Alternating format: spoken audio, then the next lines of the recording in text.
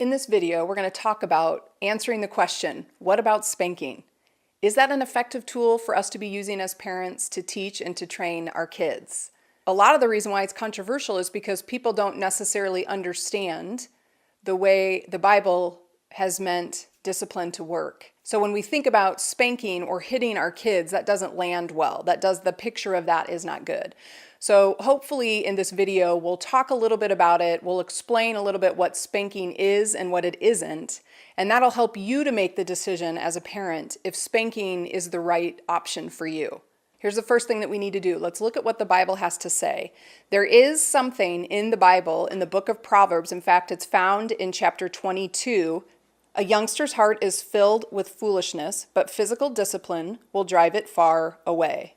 So there is this premise, biblically speaking, that the rod of discipline or discipline should have a demotivating effect on a child. That physical pain has a way of getting our kids' attention to say, what I just did was not a good thing to do. And the point of it is to correct and to teach and to shape, to discourage them from whatever that bad behavior was, so that the next time they're tempted to do it, they'll remember the physical pain of that spank or that rod of discipline that says, I didn't like that. Now, there are certain times and ages that this works better for. The point of spanking would be simply to communicate to your kids who have the ability to understand right from wrong, and that pain is not something that we seek or like. That spanking can be effective to teach them and train them in those key years to say, this is not a good behavior that you just did. Here is a consequence for that, and it hurt, and hopefully you're not going to want to do that again. Now, as your kids get a little bit older, there's going to be other ways that you can quote-unquote spank them. It doesn't mean you're actually physically spanking them. It might be taking their phone away or removing their entertainment options. The concept is the same in terms of physical pain or feeling the negative consequence of bad behavior. Now, here's the key to this that I want everyone to pay attention to. We are not speaking about spanking in any way, shape, or form as something of abuse. And for a lot of people, that's what it sounds like. How is it ever a good thing to hit your child? Now, the first thing is spanking is something that's done on the bottom where there's some extra cushion involved. Now, you want it to hurt a little bit, but we certainly are not talking about hitting or striking or punching.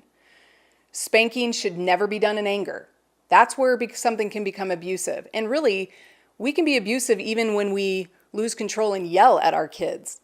That's verbal abuse, right? So what we're talking about is spanking should be used in a very controlled way. It should be your child misbehaved and you say to them in a calm fashion, what you just did was wrong and you're going to get a spank for that. You give the spank under control, not done in anger, and then after the spank and after your child's felt the pain of that and they're probably crying and a little bit sad over the whole event, then you have a conversation. This is why that behavior was wrong. This is why I had to give you a spank, but I love you and I do that because I love you and I don't want you to keep doing that again. Again, the point of discipline in spanking or any other form of discipline is meant to be a teaching tool. It is not to be done in an abusive way. It is not to be done because you're angry or you want to just inflict pain. That is not at all the attitude that you should have. And if you struggle with that and you feel like I don't know the difference between that and when my kid does something wrong, I'm angry and I'm mad and I just want to hurt him, then spanking is not a good option for you. It's important to know the difference between giving a spank in a controlled way for the purpose of corrective behavior and then having a conversation after where there's an opportunity to talk about why it was wrong, why you had to give the spank, and for your child to be able to say, I'm sorry, and bring a coming together where it was really a moment where you could teach something and then you move forward. And then, of course, as your kids get older, as I said earlier, you can move beyond. Spanking will not be a very effective thing, and you move on to other forms of discipline, like taking freedoms away. And I hope as a parent that you recognize that the point of the video is not just focus on, okay, so if spanking isn't something I'm comfortable with doing or my kid's too old to be spanked, then I guess I don't discipline at all. Nope, that's not the point.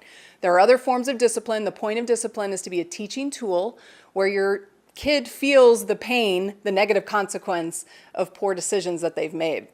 So like I said, it could be taking their phone away. It could be removing their option to go out with friends.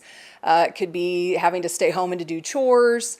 There's all sorts of things. You could have them write a letter to someone if they had done something wrong to someone. There's other forms of discipline that you should put into place.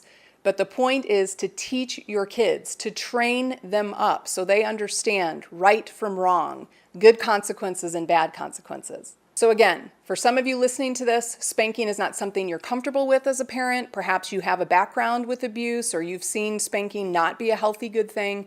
Then that's okay. Spanking's not the right option for you. But for some of you parents out there that want to train your kids, you recognize you need to be disciplining them, you're not sure how, then don't be afraid of spanking so long as you understand its purpose and that you understand how you should do it.